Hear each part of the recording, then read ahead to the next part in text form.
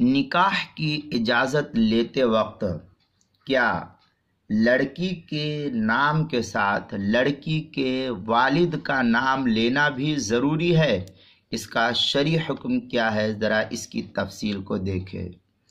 چنانچہ نکاح کے وقت لڑکی کے ساتھ اس کے والد کا نام لے لینا یہ بہتر اور مناسب ہے تاکہ دیگر لڑکیوں سے یہ لڑکی ممتاز ہو جائے، تاکہ یہ بھی آسان ہو جائے اس میں کہ گواہوں کے سامنے لڑکی کا اچھی طریقے سے تعارف ہو جاتا ہے کہ فلاں بنت فلاں ہے۔ مثلا کسی لڑکی کا نام فاطمہ ہے، اس کے والد کا نام عبداللہ ہے، تو اجازت لیتے وقت لڑکی کا نام فاطمہ بنت عبداللہ لے لے تاکہ گواہوں کے سامنے خوب اچھی طریقے سے واضح ہو جائے۔ لیکن اگر گواہ لڑکی کو پہچانتے ہو تو باپ کا نام لیے بغیر بھی نکاح درست ہو جاتا ہے۔ گواہ اگر جانتے ہیں لڑکی کو تو باپ کا نام لیے بغیر بھی نکاح منعقد ہو جاتا ہے، درست ہو جاتا ہے۔ چنانچہ حضرت مفتی محمود صاحب رحمۃ اللہ علیہ نے اس کی تفصیل فتاوی محمودیہ میں نقل کی ہے، 10ویں جلد صفحہ 503۔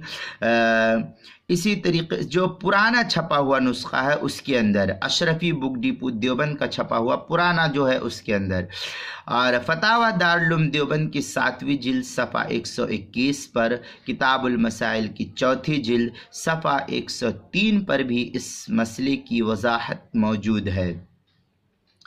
چنانچہ فتاوی شام وغیرہ کے اندر ہے، الحاصل ان الغائب لا بد من ذکری اسمہا و اسم ابیہا و جدہا، اس طریقے کی عبارت جو ہے وَإِن كَانَتْ مَعْرُوفَ عِنْدَ الشُّهَدَاءِ عَلَى قَوْلِ ابن الفضل، اس طریقے کی عبارت فتاوی شام وغیرہ کے اندر تفصیل سے نقل کی ہے۔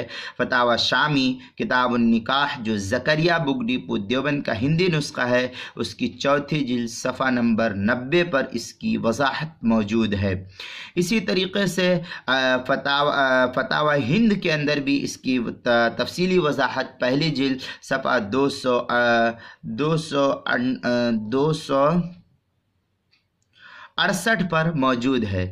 اسی طریقے سے فتاوی تاتار خانیہ جو پرانا چھپا ہوا نسخہ ہے ادارت القرآن کراچی کا، اس کی 2ری جلد صفحہ 605، اور جو نیا زکریا بک ڈپو دیوبند کا ہندی نسخہ ہے فتاوی تاتار خانیہ کا، اس کی 4تھی جلد صفحہ 32 مسئلہ نمبر 5438 پر اس کی وضاحت موجود ہے۔